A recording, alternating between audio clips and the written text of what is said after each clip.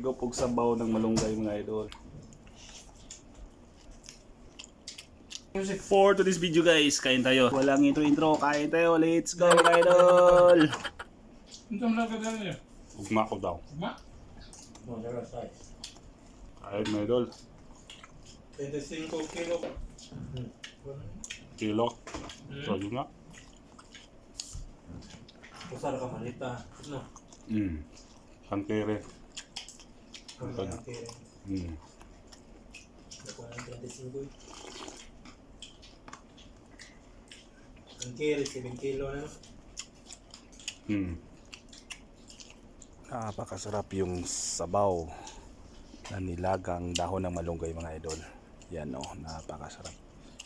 Yung sahog ay yung fried chicken namin kahapon mga idol. Yan ang sinama namin sa paglaga ng malunggay, yung fried chicken.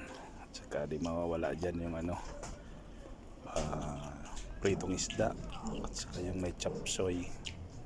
Yung carrots lang kinain natin mga idol. Kain po tayo. Yan, napakasarap. Higop ng sabaw.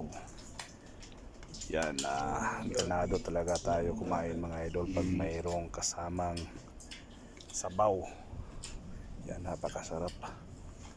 Yung dahon ng malunggay, masustansya po yan mga idol. Kain po tayo. Yan, kagatin natin yung pritong isda.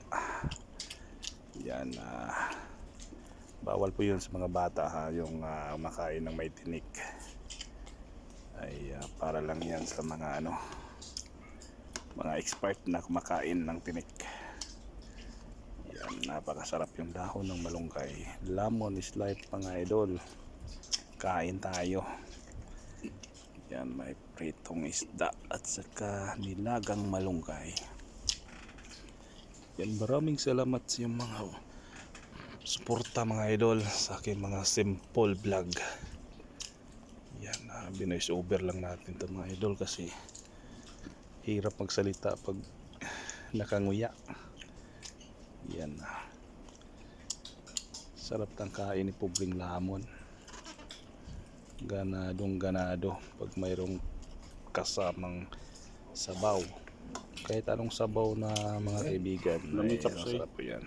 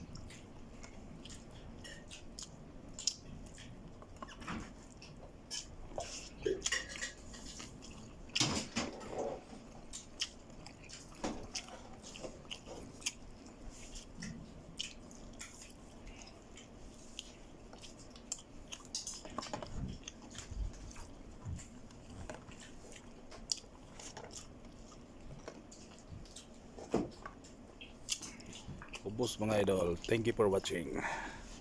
Maraming salamat.